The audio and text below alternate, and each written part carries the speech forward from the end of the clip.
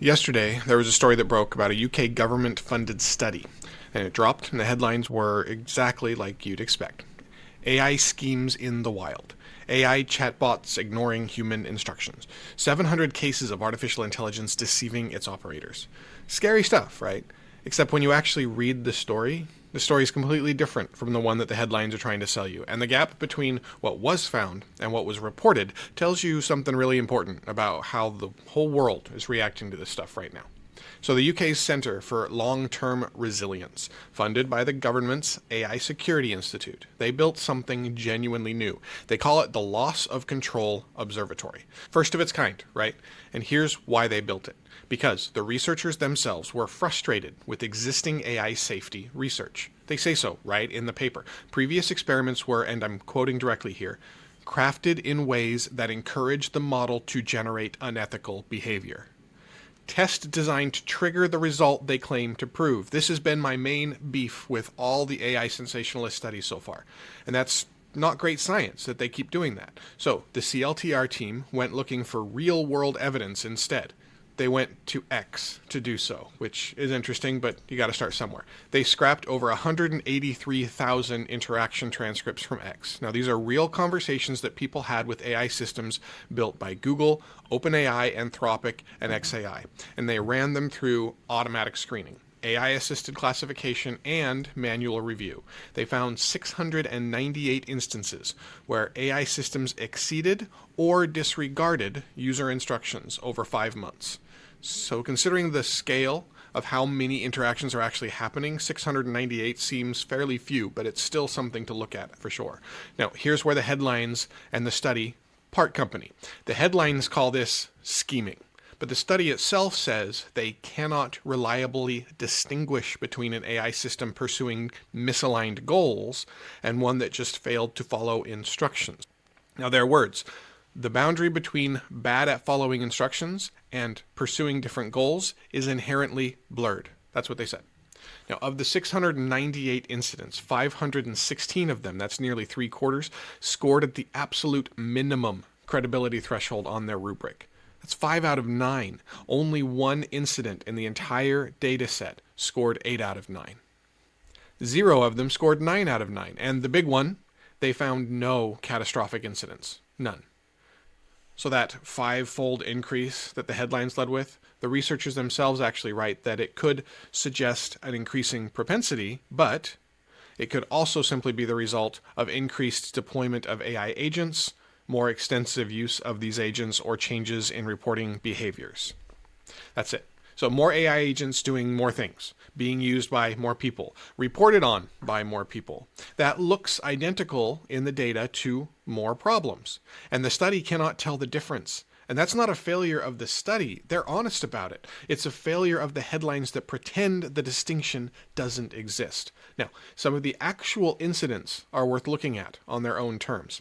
An AI coding agent got rejected from contributing to a major Python library called matplotlib and wrote a blog post criticizing the human maintainer.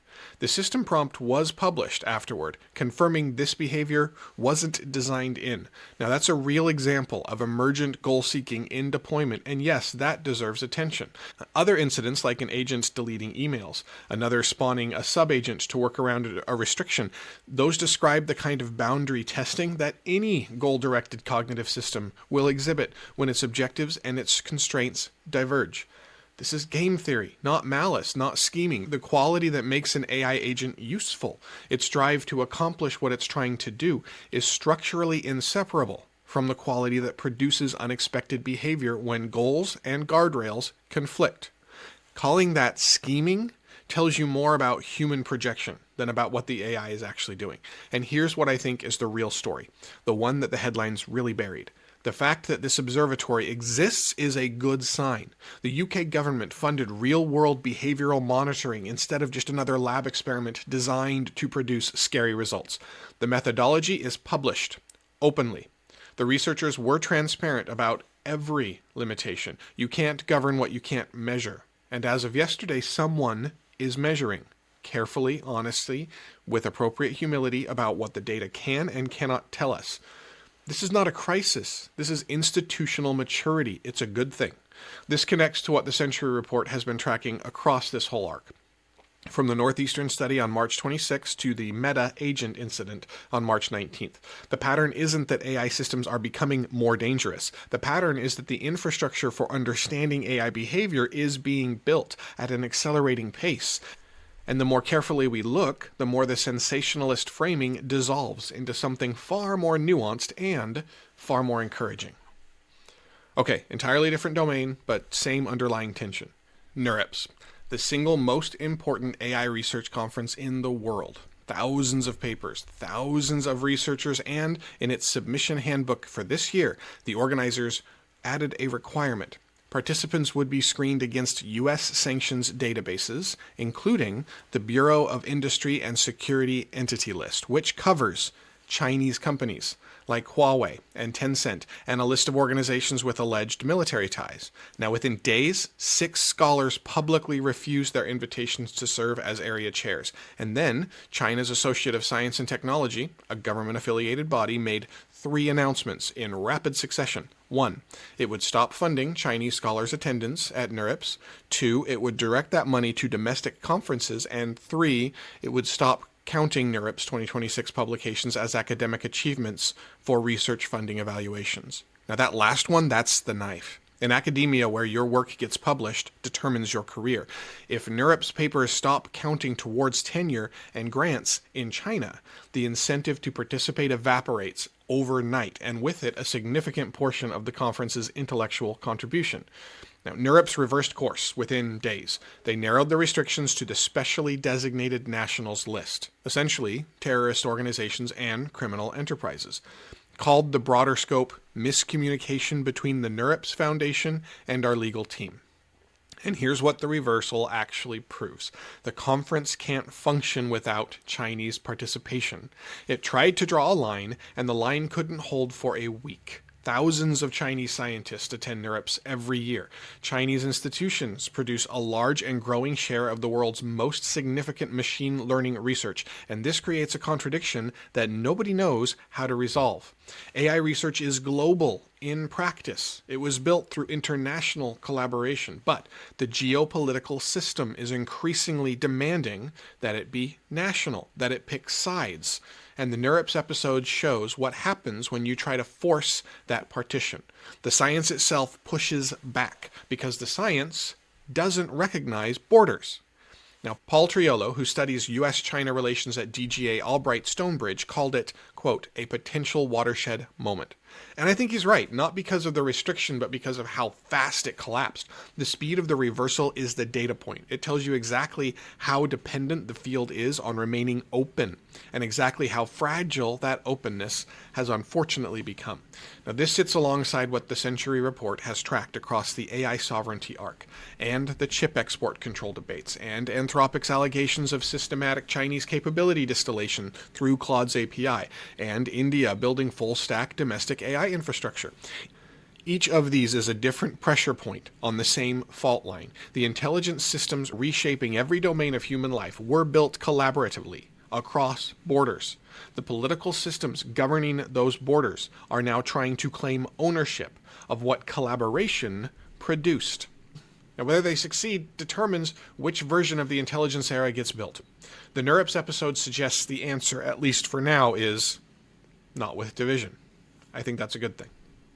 Another story here. While the research community was testing whether knowledge can be nationalized, a team at Tufts University was building a different kind of map. One that puts a number on a feeling that a lot of people already have. The American AI Jobs Risk Index. Nearly 800 occupations scored for exposure. 9.3 million jobs identified as at risk within 2 to 5 years. And I think that's probably conservative. And at the center, 4.9 million workers across 33 occupations they call a tipping point. The ones where displacement isn't just theoretical, but imminent. And at the top of the list, web developers, database architects, computer programmers, data scientists, financial risk specialists. At the bottom, roofers, miners, machine operators, surgical assistants, and massage therapists.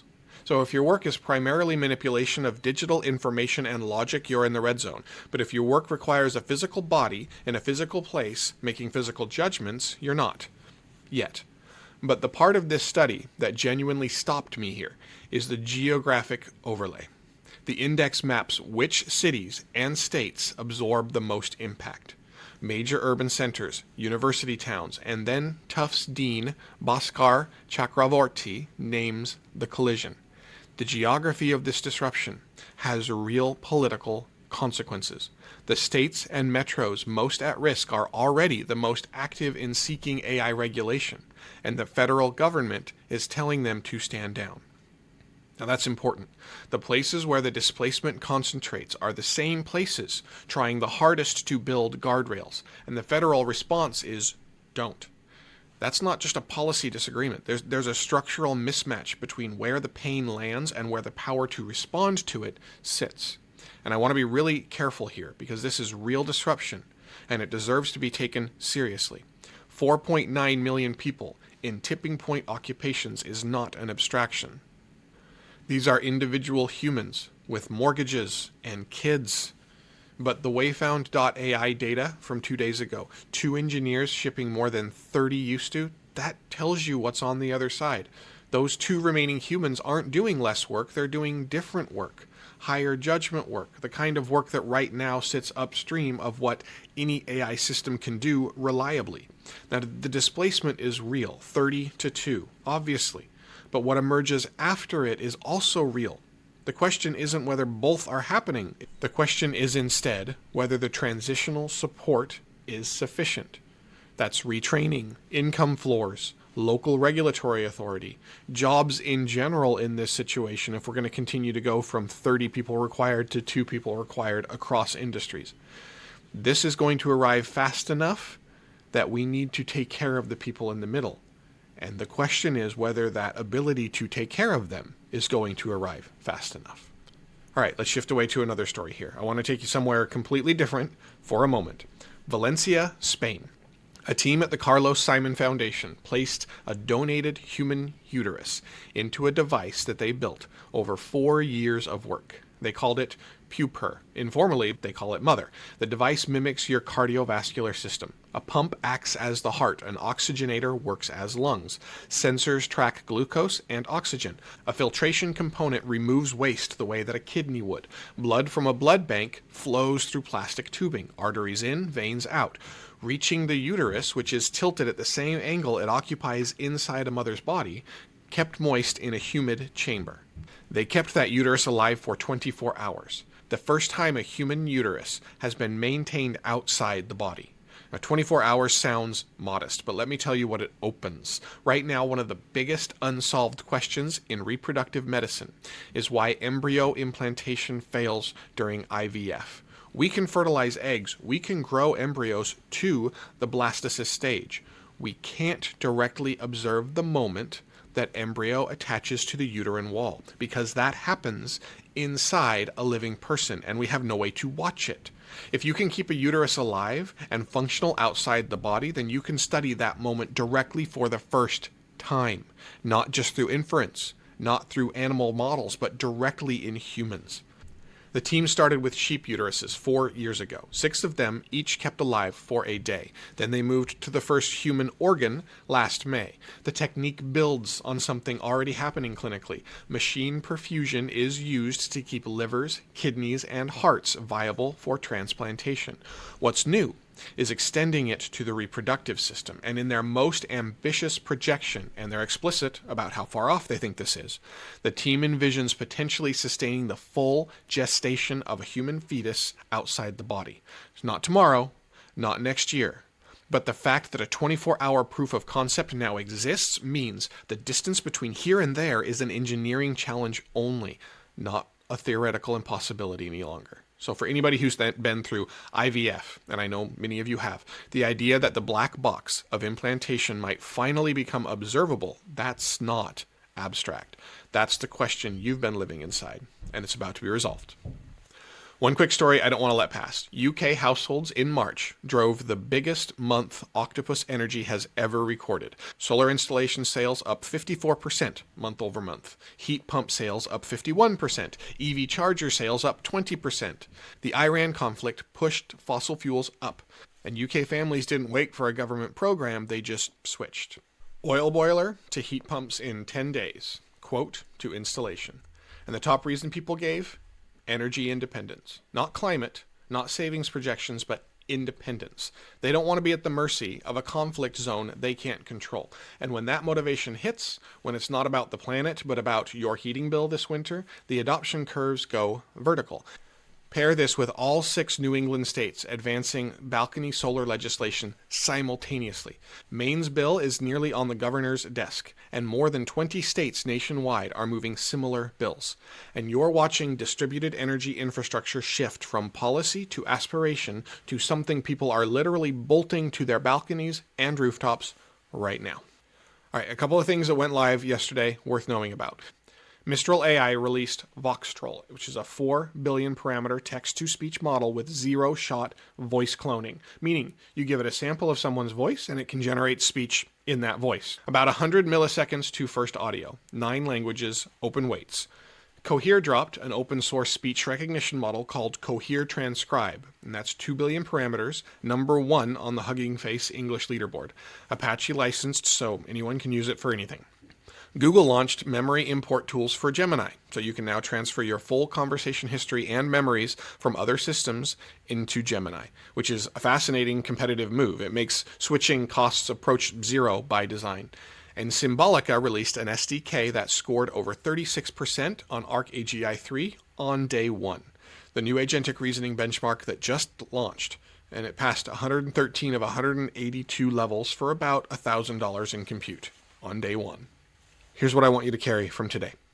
The headline said AI is scheming in the wild. The study said something far more interesting, that we're building the first real observatories for AI behavior, and what they're finding is more nuanced and less alarming than the fear-driven coverage suggests. A conference tried to nationalize knowledge and found out in less than a week that knowledge won't cooperate.